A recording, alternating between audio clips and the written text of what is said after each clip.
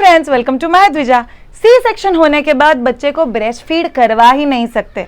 Doctor बता रहे हैं कि आप तो सोए हुए हो, आपको एनेस्थेसिया दिया हुआ है, दूध तो वैसे भी आएगा ही नहीं। तो कई सारे मदर्स मुझे फोन करके बोलते हैं कि श्रेया पहले 4 दिन तो बॉटल से दूध दे दिया, पहले 3 दिन तो लैक्टोजन दे दिया, और मेरी माँ ने बहुत फोर्स किया तो उन्होंने एक बार बच्चा छाती पे दे दिया। बिकॉज हर माँ को ऐसा लगता है कि ब्रेस्ट फीडिंग तो नेचुरल है ना, वो तो ऐसे ही आ जाएगा, उसके लिए कुछ सीखने की समझने की क्या जरूरत है। जो इनफैक्ट मैं एज अ रूल लोगों को बताती हूँ, बी अवेयर, ब्रेस्ट फीडिंग के बारे में सीखो, जानो, जस्ट नो द बेसिक्स। आपको बहुत ज्यादा डीप में जाने की जरूरत नहीं, बट इतना पता चल जाए सही हो रहा है तो कैसे हो रहा है पता चलेगा, अगर सही नहीं हो रहा है तो कैसे जानेंगे कि सही नहीं हो रहा है, और डे टू डे कंफ्यूजन्स को कैसे क्लियर करोगे। आज का वीडियो बहुत ज़्यादा इंपॉर्टेंट है क्योंकि हम लोग जानेंगे कि एग्जैक्टली सी सेक्शन के बाद बच्चे को आप लोग ब्रेस्ट फीड कैसे करवा सकते हो। कुछ बहुत बेसिक चीज़ें जान लो। बच्चे का सही लैच कैसे करवाना है उसके ऊपर हम लोग सेपरेट वीडियो कर चुके हैं।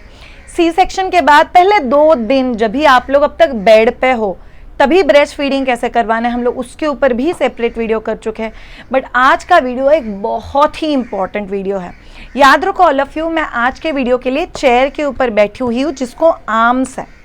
सो अगर आपका सी सेक्शन है और सेकेंड डे अगर आपको डॉक्टर ने बेड पे से उठा के थोड़ा बहुत वॉकिंग वगैरह अगर करवा दिया है तो प्लीज़ प्रिफर करो कि आप लोग सोफे पे या आर्म वाले चेयर पे बैठ के फिर बच्चे को ब्रेस्ट फीड कराओ। इसका एडवांटेज ये हो जाता है कि जब भी आप बैठ के फीड कराते हो, पाँव को फोल्ड करके, तो पाँव में नमनेस आना, पाँव सुन पड़ जाना या पाँव सो जाना, स्टिचेस पे थोड़ा बहुत प्रेशर आना, और जो भी आप पिलो या कुछ भी लोगे तो उसका भी प्रेशर स्टिचेस पे आना, जिससे काफ़ी हद तक आप अनईजी हो सकते हो। सी मेरे लिए फंडा बहुत सिंपल है। ब्रेस्ट फीडिंग मदर इतनी रिलैक्स होनी चाहिए कि उसका पूरा ध्यान बच्चा और ब्रेस्ट फीडिंग की तरफ होना चाहिए। अगर मैं फुल टाइम खुद का पेन एडजस्ट करूंगी तो मैं बच्चे को फीड कैसे कराऊंगी। तो श्रेया क्या ये पोजीशन सिर्फ पोस्ट सिजेरियन ब्रेस्ट फीडिंग के लिए है? नो, मैं बहुत सारे नॉर्मल डिलीवरी लोगों को, मतलब वजाइनल बर्थ वाले लोगों को भी देखा हुआ, उनको ये पोजीशन बहुत ही ज़्यादा कंफर्टेबल होता है। बट यस, आज का वीडियो प्लीज़ बहुत ज़्यादा ध्यान से देखना अगर आप ड्यू डेट के आसपास हो या आपका डिलीवरी ऑलरेडी हो चुका है। देखिए all of you, there is a position called as football position, जिसके बारे में हम लोग ऑलरेडी एक वीडियो में बात कर चुके हैं जहाँ पे मैंने अलग अलग पोजीशंस के बारे में बात किया था। बट आज हम लोग स्पेसिफिकली ये पर्टिकुलर पोजीशन के बारे में बात करेंगे। All of you should know, एक लड़के के साथ मेरा कंसल्टेशन था, I think from Madhya Pradesh, और उन्होंने मुझे ओवर द कॉल बोला कि श्रेया बहुत अच्छे से चल रहा है बट मुझे दर्द हो रहा है।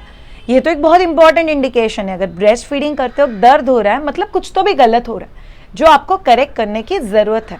तो फिर श्रेया क्या गलत हो रहा है? In fact a simple trick, push chin into breast. ये ट्रिक से हम लोग कॉल पे थे और 15 मिनट के बाद जब हमने उसको ब्रेस्ट फीड कराया and she was like, Shreya मुझे दर्द नहीं हो रहा है। सॉर्टेड, मतलब मीटिंग 15 मिनट में डन भी था। उसका जो मेन कंसर्न था कि दर्द हो रहा है, विच वॉज सॉर्टेड। यस, दर्द के कई और वजह हो सकती है, जैसे कोई जख्म है, क्रैक है, वुंड है, कोई पोर्स है, मिल्क डक्ट ओपन नहीं है, ऐसे कई सारी वजह हो सकती है। पर उनके केस में बाकी के वजह थे नहीं। तो समझो आप लोग चेयर पे बैठे हुए हो आर्म रेस्ट वाले, या आप लोग सोफे के ऊपर बैठे। फीडिंग पिलो यूज करना बहुत ज्यादा जरूरी है। ये बेसिकली सी पिलो है, ये मेरे बच्चों का पिलो है, ये आपको मैदुजा के पास भी मिल जाएगा। But yes, using a feeding pillow ये हमेशा एक अच्छा होता है कि बच्चे का एक एसोसिएशन बनता है कि ये पिलो जब भी है तभी ये मुझे ब्रेस्ट फीड कराने वाली है। कंपलसरी नहीं है, अगर आपको रेगुलर पिलोज भी यूज करना है तो आप लोग कर सकते हो। तो आपने बेसिकली फीडिंग पिलो रखा, बच्चे को इसके लिए आपको सेंटर में नहीं रखना है। अगर रखोगे तो भी तो आपको पिलो के नीचे कोई सपोर्ट देना पड़ेगा ताकि स्टिचेस पे प्रेशर ना हो। बट इस पर्टिकुलर पोजीशन में आपको आराम से लग के बैठना है, बच्चे को लेना है, और ये जो पिलो है ये आर्म रेस्ट के ऊपर है। अगर आर्म रेस्ट के नीचे भी पिलो जाता है तो कोई टेंशन नहीं है, आपको आर्म रेस्ट हाथ के सपोर्ट के लिए काम आ जाएगा। तो आपने बच्चे को लिया है, ये आपका ब्रेस्ट है। समथिंग वेरी इंपॉर्टेंट जो आपको इस पोजीशन में चेक करना है, अगर आपको पेन नहीं चाहिए तो बच्चे का चिन ब्रेस्ट की तरफ डालो। सी, चिन जैसे ही ब्रेस्ट की तरफ चला जाएगा, वैसे एक नेचुरल इंटेंशन होता है इंसान का कि मुझे अगर ये मुंह में चाहिए और चिन यहाँ पे लगाया हुआ है तो आई गो फॉर दिस। ऐसे तो मैं नहीं करूंगी। So what I will do is मैं चिन यहां पे लगा के आई डू बेटर ओपनिंग, और वो जो लैच आता है वो इतना सही लैच आता है, आप बहुत आराम से बच्चे को फीड करा पाओगे, स्टिचेस पे प्रेशर नहीं आता है। Before we get into the actual position, कुछ बहुत बेसिक चीजें जान लो। शायद सीजर के बाद माँ भूखी है तो क्या दूध नहीं आता है? कोई कनेक्शन नहीं है। शायद लोग दबा के चेक करते दूध नहीं आ रहा है तो ब्रेस्ट फीडिंग के लिए देते ही नहीं है बच्चे को, कोई कनेक्शन नहीं है। There is something called as empty Suckling.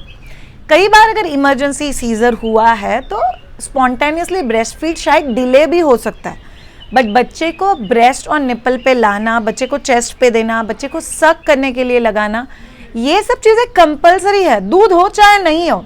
सी दूध नहीं है इसीलिए हम लोग 3-4 दिन अगर बच्चे को टॉप मिल्क दे देते हैं तो दूध का फ्लो ही सेट नहीं हो पाता है, और फिर वो मदर को काफ़ी हद तक एक फेलियर का फीलिंग दे सकता है। सो आपको बच्चे की हिप्स एल्बो में लॉक करना है, बच्चे का हेड बहुत ज़्यादा फर्मली पकड़ना है, और याद रखो all of you, one of the ways that we say कि बच्चे को यहाँ पे लॉक कर दो, खुद की बॉडी में, बॉडी के पास लॉक कर दो, पाँव नी पीछे है, सो बॉडी के पास लॉक है, बच्चे का चिन मैंने ब्रेस्ट की तरफ ले लिया, और बच्चे ने जैसे ही मुंह खोला वैसे बच्चे के मुंह में प्रॉपर पोजीशन दे दिया। So this is a very very nice way of getting, जिसमें बच्चे का नोज फ्री है, आप बहुत फ्रीली बच्चे को देख पाते हो, स्टिचेस पे प्रेशर नहीं है, बच्चा बहुत अच्छे से आपके आर्म में लॉक है, और चिन ब्रेस्ट के अंदर जाने की वजह से एक बहुत अच्छा लैच आपको मिल पाता है, और ब्रेस्ट फीडिंग सेट होना भी बहुत ज़्यादा आसान हो जाता है। सो याद रखो ऑल ऑफ यू, मुझे आज एक मम्मा ने बहुत अच्छे से बोला काउंसलिंग में, I think she was from Lucknow, और उन्होंने मैं बोला शायद breast feeding is an art. No, artistic हम हर एक कोई है, बट अगर आर्ट करने के कुछ स्पेसिफिक ट्रिक्स हम लोग को पता हो तो हम लोग अपना ड्राइंग एक मास्टरपीस की तरह क्रिएट कर सकते हैं। Yes, that's the difference. आपको ब्रेस्ट फीडिंग इसीलिए सीखना है ताकि आपका ब्रेस्ट फीडिंग का जर्नी बहुत ज़्यादा पीसफुल हो जाए। So all of you please note, अगर आपको मुझसे ब्रेस्ट फीडिंग सीखना है आपके प्रेगनेंसी जर्नी में, get in touch with us. We have a regular classes जहाँ पे हम लोग labour management, breast feeding, baby care, early baby care, ये सब चीज़ें सिखाते हैं। एट द सेम टाइम बहुत सारे वीडियोज़ मैं कर चुकी हूँ जहाँ पे हम लोगों ने सही लैच के बारे में बात किया, and you shall be able to sort it that. Last one part, क्या श्रेया ऐसा है क्या C section mother breast feed नहीं कर पाती है? जेन्युइनली स्पीकिंग पार्शली हाँ, पार्शली ना। मतलब Shreya, post caesarean section might be माँ खुद होके उठ के ब्रेस्ट फीडिंग नहीं कर पाएगी, उस कुछ घंटों के लिए वो उस पोजीशन में है नहीं, तो उसको सिस्टर्स का हेल्प, डॉक्टर्स का हेल्प, फैमिली मेम्बर्स का हेल्प, हस्बैंड का हेल्प, इनका हेल्प लेके ब्रेस्ट फीडिंग करना पड़ेगा। इसीलिए आपका जो टीम है उनको बहुत अच्छे से पता होना चाहिए कि ब्रेस्ट फीडिंग कैसे करवाना है।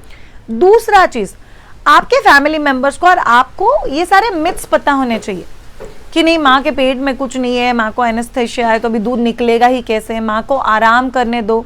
ये सब चीज़ों को अगर इम्पोर्टेंस देते बैठोगे तो फिर तो ब्रेस्ट फीडिंग सेट करना बहुत ज़्यादा मुश्किल हो जाता है। बिकॉज याद रखो all of you, scientifically we always say माँ और बच्चा साथ में पहले 1 घंटे के अंदर ब्रेस्ट फीडिंग शुरू हो जाना चाहिए। यस, किसी वजह से माँ बच्चा साथ में नहीं है तो we go with the other technique, hand expression, जहाँ पे मिल्क फ्लो तो स्टिम्युलेट करना है। हॉर्मोन्स आपके फ्रेंड है, बट आप उनको आपके फेवर में ट्विस्ट कर सकते हो, आपके फेवर में उनको यूज कर सकते हो। तो ये हो गया one of the best position जिसमें आप लोग सिजेरियन सेक्शन के बाद बच्चे को ब्रेस्ट फीड कर सकते हो। तो ये पोजीशन ट्राई करो और पोस्ट सिजेरियन भी अपना ब्रेस्ट फीडिंग का जर्नी स्मूथ करो। आई ऑलवेज से सीजर हो या नॉर्मल हो, ये 1 दिन की बात है, ब्रेस्ट फीडिंग अगले 2 साल की बात है, वो आपको बहुत अच्छे से पता होनी ही चाहिए। I am Shreya Shah, I am a child birth educator.